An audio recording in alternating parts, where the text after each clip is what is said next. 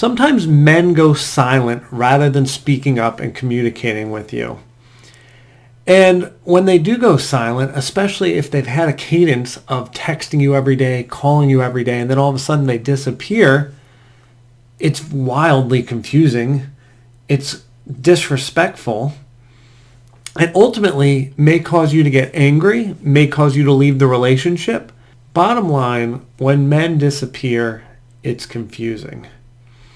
So I wanted to explain why men do this so that you have a better understanding. You don't leave a great man that's just having a bad moment, and also save you the heartache of getting wildly upset when with maybe this knowledge, you can just bypass the whole getting upset and just have an understanding of your man and go about life in a very happy state. So let me tell you the story of a client that was dealing with this. She called me in a very anxious state. She'd been dating this guy for about 70 days. And they've gotten to the point where he invited her to Thanksgiving. She went. She met his cousin.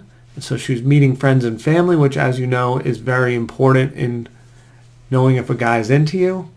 So for 70 days, this guy's been texting her, calling her, courting her, taking her on dates. Shortly thereafter, approaching Christmas time, this man doesn't reach out for about a week to her. And she is extremely hurt. And she is thinking that the relationship's over. She's thinking maybe she did something wrong. And she's just like, this is crazy. Like, we were having an amazing connection. I haven't had a connection in years like this. And I was so excited, and I thought we were headed towards exclusivity, commitment, and maybe partnership for a long time. So she's like, this must be over. But listen, Mike, he did just text me yesterday.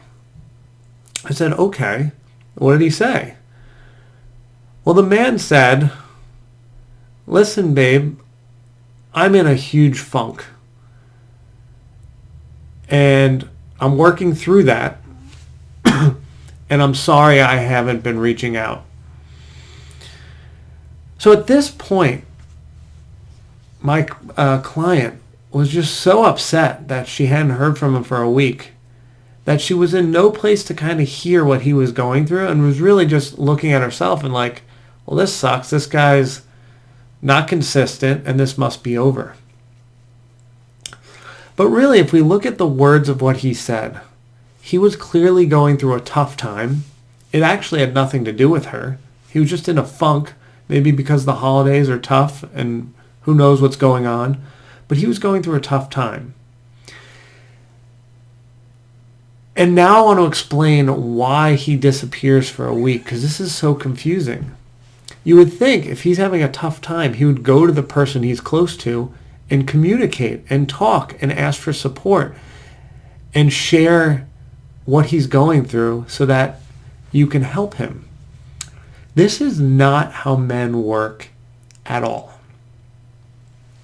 Men, when they are feeling vulnerable, they want to hide. Men have this thing that feel like we need to be the protector. We need to be strong.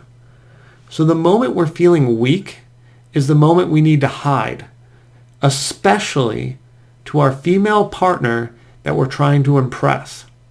We don't want her to see us as weak or less than. We just want to be the protector in her mind. So this causes him to go into his man cave, hide, and he's not going to show back up until he can put his best foot forward and show you that he's strong, he's got his life together, and everything's in order. Now, I'm assuming a lot of you, when this happens, are going to get, and rightfully so, upset. Like, where did my boyfriend go? Where did my guy go? So when he does show back up, it's going to be perfectly acceptable, and I actually recommend it, to make him do a little bit of work to kind of gain your trust back. Because you're like, where did this guy go? Like, I want someone consistent. And I want you to hold him to that standard. And portray that to him, communicate it to him. Just because he didn't communicate well doesn't mean that you have to communicate poorly. So when he does show back up, you're going to tell him, like, you better work to gain my trust back. And now that he's back in his protector mode and he's like, man, I miss my woman, he's going to go those extra lengths, whether it be taking you on dates, showing up more consistently, texting you, calling you. He's going to be willing to do that. Now, to get a real home run out of this situation, what we need to do is hold him accountable for what this was. So we know you want to be treated a certain way, reached out to, and communicated with. So when he does come back and he's starting to court you again and life is good, you're like, okay, everything's back to normal. He's courting me. He's coming after me. But I didn't like that he left for a week. So tell him, listen, next time, I want you to know it's a safe place for you to communicate with me. And he'll be like, yeah, okay. He's already built the cadence that every time this happens, he's going to pull away. But if we want to hit the home run, we make it safe for him and say, listen, no matter what you tell me, I'm here for you.